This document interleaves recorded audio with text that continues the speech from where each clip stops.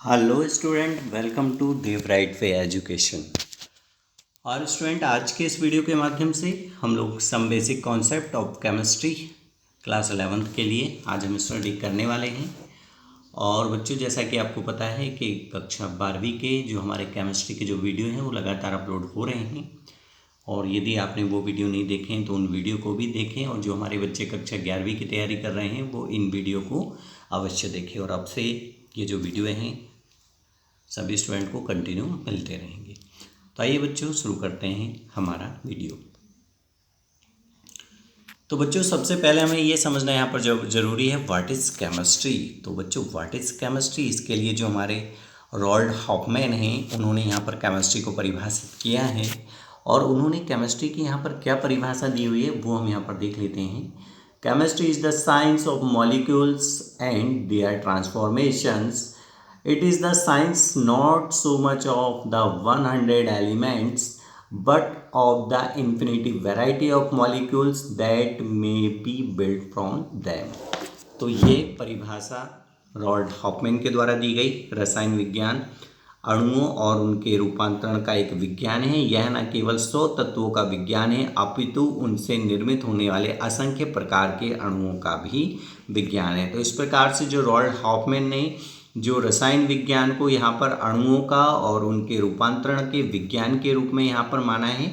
और उनका कहना है कि ये जो रसायन विज्ञान है न केवल कुछ 100 तत्वों का विज्ञान नहीं है बच्चों, बल्कि ये उससे निर्मित होने वाले असंख्य प्रकार के अणुओं का भी विज्ञान है। किसने कहा है? ये रॉल्ड हॉफमैन ने। तो ये एक डेफिनेशन हमने देखी व्हाट इज केमिस्ट्री की। अब अगली स्लाइड के माध्यम से हम यहाँ पर देखेंगे स्टेट्स ऑफ मैटर, यानी कि मैटर की कौन कौन सी यहाँ पर स्टेट्स होती हैं उनको हमें यहाँ पर देखना है।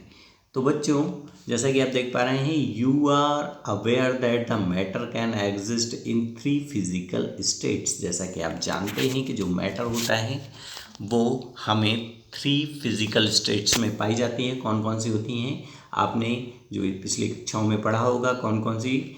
एक सॉलिड होती है स्टेट, एक लिक्विड होती है और एक गैसियस स्टेट होती है। Particles are held very close to each other in solid in any an orderly fashion and there is not so much freedom of movement. तो इस प्रकार से बच्चों हमने देखा कि यहाँ पर जो मैटर होते हैं वो 3 स्टेट्स में पाए जाते हैं, सॉलिड, लिक्विड एंड गैसेस। और इनके जो पार्टिकल्स होते हैं वो एक दूसरे के साथ में यहाँ पर हेल्ड होते हैं एक निश्चित पैटर्न में, एक निश्चित फैशन में यहाँ पर। और is not much freedom for movement, और मूवमेंट के लिए यहाँ पर फ्री नहीं होते हैं। अब यदि हम बात करें लिक्विड की, तो in liquid the particles are close to each other. तो लिक्विड में जो पार्टिकल्स होते हैं वो काफ़ी क्लोज होते हैं एक दूसरे के, but they can move around, और वो अपने आसपास मूव कर सकते हैं।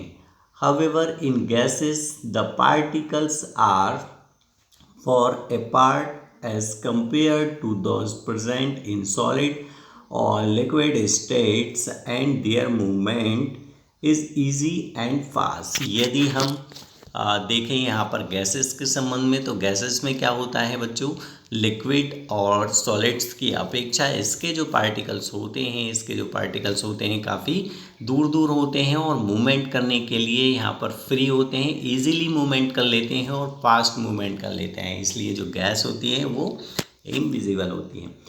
Because of such arrangement of particles different states of matter exhibit the following characteristics. तो बच्चों, इस प्रकार से क्योंकि हमने देखा कि यहाँ पर जो पार्टिकल का जो अरेंजमेंट होता है वो डिफरेंट होता है और इस डिफरेंट के कारण उनके कुछ अलग अलग यहाँ पर जो कैरेक्टरिस्टिक्स हो जाते हैं उनको हम यहाँ पर देखेंगे। तो आइए हम इसके कैरेक्टरिस्टिक्स देख लेते हैं बच्चों। उससे पहले एक चित्र के माध्यम से आप यहाँ पर समझने का प्रयास कीजिए। ये है सॉलिड, और सॉलिड के आपको जो मॉलिक्यूल्स दिख रहे हैं, आपको इसके जो पार्टिकल्स दिख रहे हैं, देखिए वेरी क्लोज, और इनके बीच में जो इंटर स्पेस है वो भी काफ़ी कम है, वेरी क्लोज यहाँ पर जुड़े हुए हैं।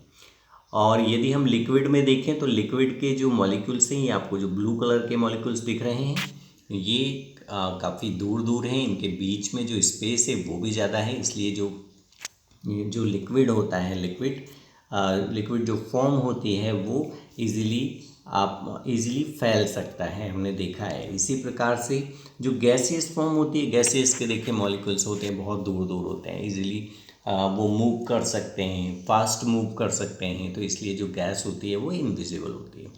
तो इस प्रकार से हमने देखा कि जो मैटर है वो डिपेंड करता है अरेंजमेंट ऑफ पार्टिकल्स पर।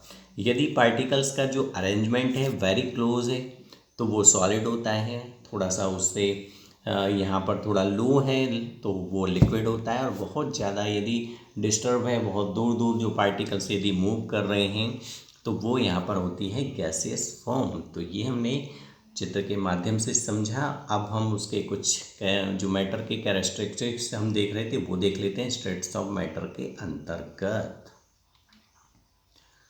तो बच्चों सबसे पहला यहाँ पर इसकी विशेषता है solid have definite volume and definite shape. तो जैसा कि आप जानते हैं कि जो सॉलिड होता है, सॉलिड का वॉल्यूम डेफिनेट होता है, एक निश्चित उसका आयतन होता है, एंड डेफिनेट शेप एक निश्चित उसका यहाँ पर आकार होता है। Liquid have definite volume but do not have definite shape. Definite shape detect the shape of the container in which they are placed। तो इस प्रकार से हमने देखा कि जो लिक्विड होता है ना, जो लिक्विड का वॉल्यूम तो डेफिनेट होता है लेकिन उसका जो शेप होता है वो यहाँ पर डेफिनेट नहीं होता है। अगला यदि हम यहाँ पर कैरेक्टरिस्टिक्स देखें तो gases have neither definite volume and no definite shape, they are completely occupy the space in the container in which they are placed। तो इस प्रकार से हमने गैसेस फॉर्म में देखा, ना तो इनका डेफिनेट वॉल्यूम होता है और ना ही इनका डेफिनेट शेप होता है, और ये कम्प्लीटली जो स्पेस होता है उसमें मूव करने के लिए इसके जो पार्टिकल्स होते हैं गैसेस फॉर्म के वो इजीली यहाँ पर मूव कर सकते हैं। These three states of matter are interconversionable by changing the condition of temperature and pressure। तो बच्चों यहाँ पर जो तीनों जो स्टेट्स हैं उनका यहाँ पर जो ट्रांसफॉर्मेशन होता है या इनका कन्वर्सेशन होता है वो डिपेंड करता है टेम्परेचर एंड प्रेशर पर। किस पर डिपेंड करता है बच्चों? टेम्परेचर एंड प्रेशर पर। जैसे कि आप नीचे देख पा रहे हैं, जैसे लिक्विड फॉर्म दिया है, लिक्विड फॉर्म से यदि सॉलिड फॉर्म दिया है, सॉलिड फॉर्म से यदि आपको लिक्विड फॉर्म में जाना है तो इसके लिए हम सॉलिड को क्या करते हैं बच्चों? उसको हम गर्म करते हैं। क्या करेंगे? हम उसको गर्म करेंगे। तो सॉलिड को यदि आप गर्म करोगे, उसको यदि आप ये हमने इसको गर्म कर दिया तो ये किस में चेंज हो जाएगा बच्चों? लिक्विड में। और इसी प्रकार से यदि आप लिक्विड को भी गर्म करोगे तो ये कौन से फॉर्म में आ जाएगा? गैसियस फॉर्म में। किस फॉर्म में आ जाएगा? गैसियस फॉर्म में। और यदि इसके अपोजिट यदि हम देखें तो गैसियस फॉर्म को यदि आप ठंडा करेंगे तो ये किस में आएगा? लिक्विड में। और लिक्विड को यदि आप ठंडा कर देंगे तो वो किस में आ जाएगा? सॉलिड फॉर्म में। तो इस प्रकार से बच्चों हमने यहाँ पर ये देखा कि जो सॉलिड, लिक्विड और गैसेस जो स्टेट हैं उनमें जो कन्वर्सेशन होता है वो डिपेंड करता है टेम्परेचर एंड प्रेशर के ऊपर। तो ये कुछ महत्वपूर्ण हम जो कैरेक्टरिस्टिक्स जो थे हमने मैटर से रिलेटेड वो हमने यहाँ पर देखे हैं। अब बच्चों हम यहाँ पर देखेंगे क्लासिफिकेशन ऑफ मैटर। मैटर को कितने भागों में यहाँ पर क्लासीफाई किया जा सकता है। तो जैसा कि आप देख पा रहे हैं, जो पहला क्लासिफिकेशन है मिक्सचर। ये आपने जो पिछली कक्षा है उनमें भी पढ़ा होगा। तो मिक्सचर हम किसे कहते हैं? मिक्सचर के संबंध में थोड़ा सा यहाँ पे हम स्टडी करते हैं। A mixture contain particles of two or more pure substance which may be present in any ratio its type। तो बच्चों जो मिक्सचर होता है ना, मिक्सचर में जो पार्टिकल्स होते हैं, इसके कंटेनिंग जो पार्टिकल्स होते हैं वो दो या दो से अधिक जो कंटेनिंग पार्टिकल हैं वो प्योर सब्सटेंस रहते हैं, और उनके मिलने का जो रेशियो होता है ना वो कोई फिक्स नहीं होता, वो किसी भी रेशियो में मिल कर के मिक्सचर का फॉर्मेशन यहाँ पर कर लेते हैं।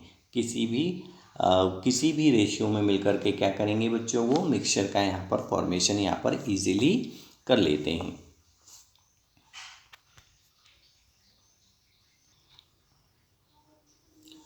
यदि एग्जाम्पल के तौर पर हम एक मिक्सचर में देखें तो मिक्सचर में हमने देखा जैसे कि एयर हो गई, एयर्स में oxygen, nitrogen, organ, carbon dioxide and any other gases जो होती हैं वो उसमें मिली हुई होती हैं। तो उनका कोई एक निश्चित यहाँ पर रेशियो नहीं होता, उनका फिक्स्ड रेशियो नहीं है, तो उसको हम क्या कह सकते हैं बच्चों, यहाँ पर हम उसको मिक्सचर कह सकते हैं। इसी प्रकार से यदि हमने वाटर में यदि हमने शुगर मिला करके उसका सॉल्यूशन बना दिया, वाटर में शुगर मिला के यदि आपने सॉल्यूशन बना दिया तो वो भी क्या होगा, एक प्रकार का मिक्सचर होगा। क्या होगा, एक प्रकार का मिक्सचर होगा। तो बच्चों आप मिक्सचर समझ गए होंगे।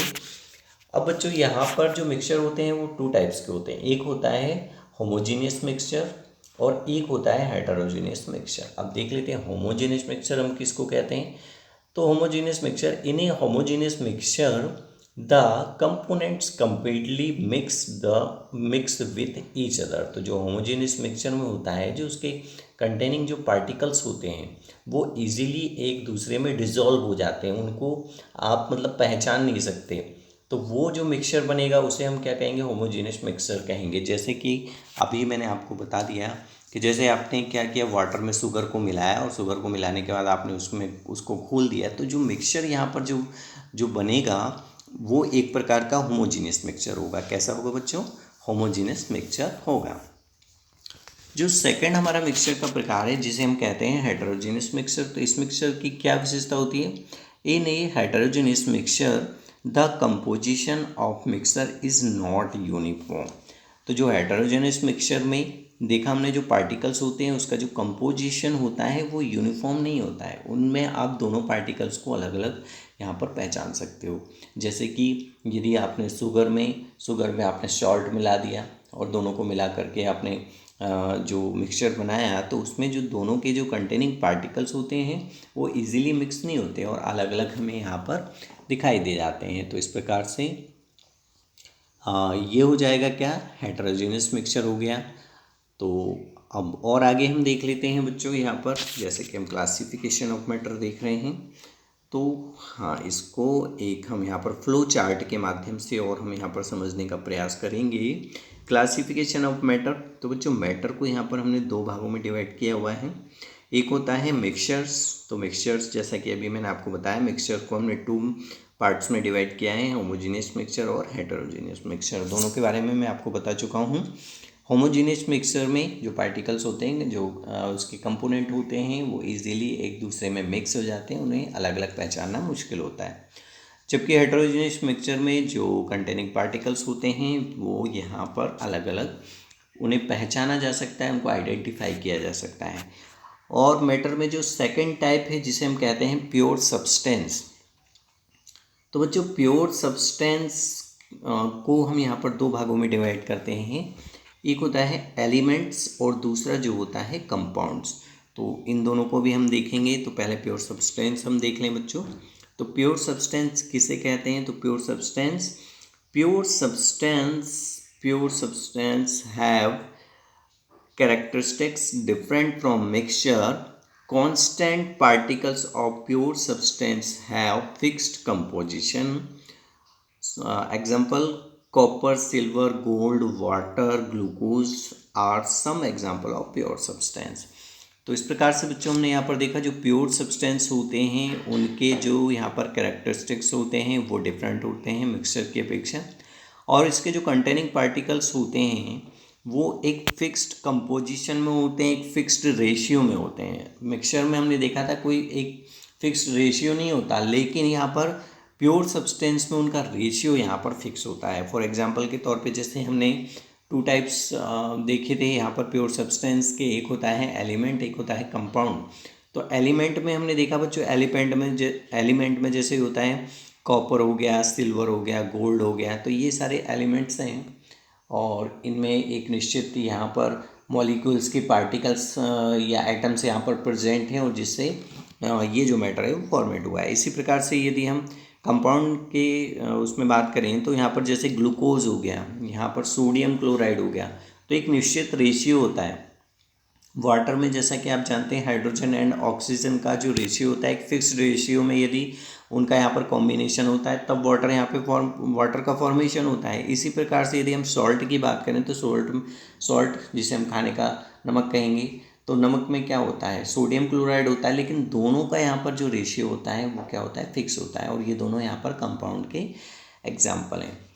तो बच्चों आज के इस वीडियो में हमने यहाँ पर सबसे पहले केमिस्ट्री को हमने यहाँ पर डिफाइन किया, और उसी के साथ साथ हमने यहाँ पर स्टेट्स ऑफ मैटर देखा एंड क्लासिफिकेशन ऑफ मैटर्स देखा। और नेक्स्ट वीडियो में अब मिलेंगे हम। आप इसी प्रकार से देव राइट वे एजुकेशन के साथ बने रहिए, और भी सब्जेक्ट के वीडियो देखने के लिए आप चैनल को अवश्य सब्सक्राइब करें। Thanks for watching this video.